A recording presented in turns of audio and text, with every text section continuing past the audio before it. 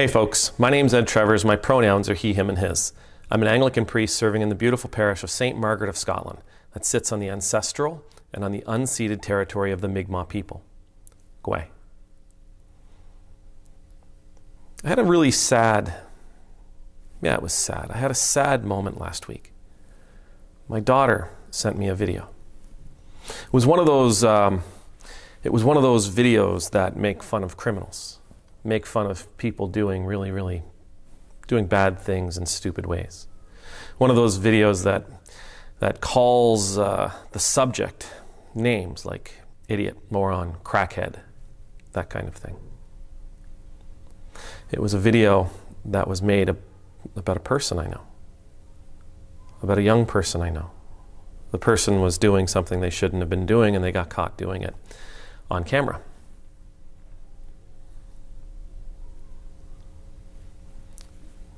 It was sad to see my friend do this. It wasn't surprising. It wasn't surprising. He has a troubled past. He's been up to this kind of thing for a long time. But it was sad seeing him do it, and it was really sad hearing the comments from the narrator. I felt genuinely bad for him. I've felt bad for him for a long time, but in this moment, I mean, these videos, they last forever. He's in a small town. The whole town already knew him this way, and now it's solidified. You know, he didn't actually break the law. He attempted to break the law, but he didn't actually carry it out. And that's irrelevant. He'll never live this down in that community. And given the fact that they use his name in the video, and given the fact that we're all so connected now, I don't know how he lives it down, ever. I don't know how he gets past it. I don't know how the people will let him get past it. But you know, in this particular situation, I said earlier I wasn't surprised. I know him. I know where he comes from. And honestly, as I was watching the video, the thought that kept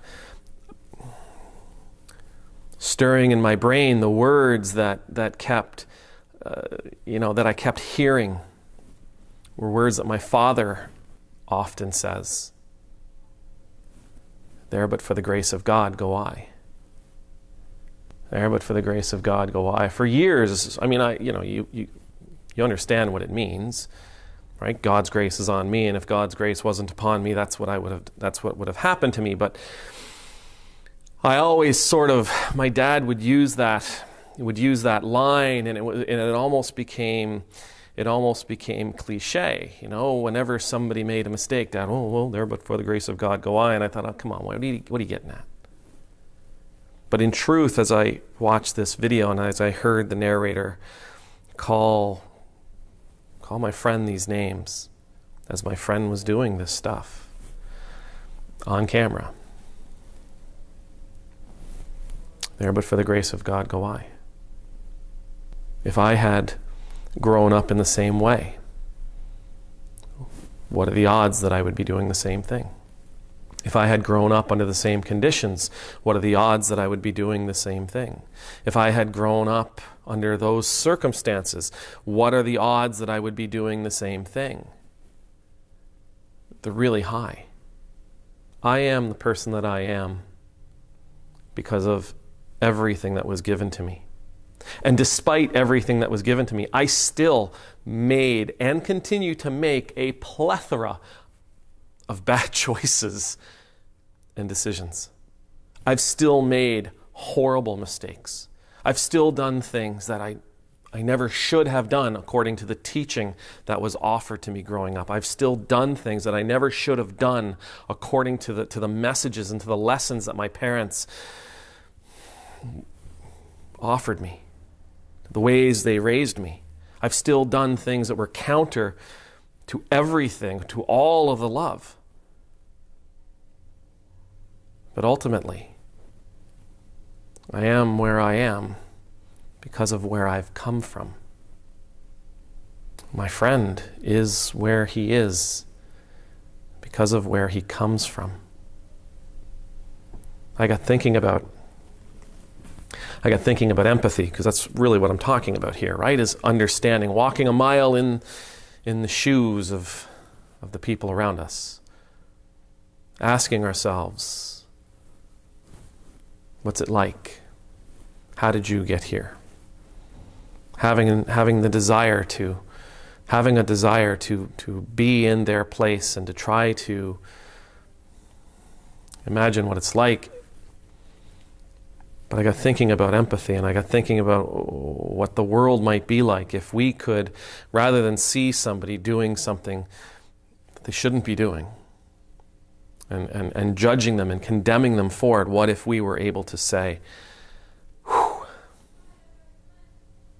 what would it have been like? What would I be like if I had grown up like them? What would I be like if I had come from where they came from? What would I be like if I had gone through what they have gone through? And then I began thinking about God. And if we, flawed human beings as we are able to empathize with our neighbors, regardless of what they're doing,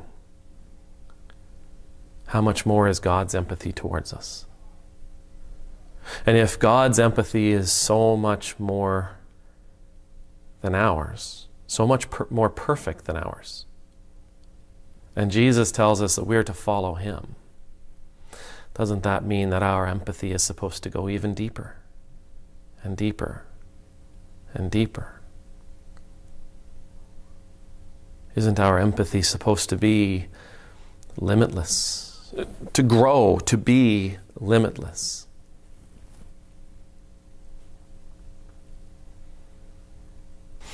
For the word what it's worth,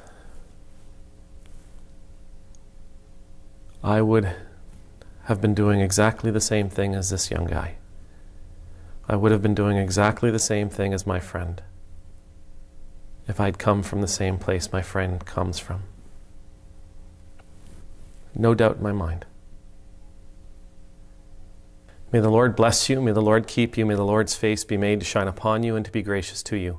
May the Lord's countenance be lifted up to you. May you always know the peace of being in the Lord's presence. And I pray that all of us would be so courageous, so strong, and so bold as to allow ourselves to continue practicing our empathy, to allow ourselves to continue asking deeper and deeper questions, that we can connect in deeper and deeper ways with our neighbors, regardless of who they are. Amen. Nemultus.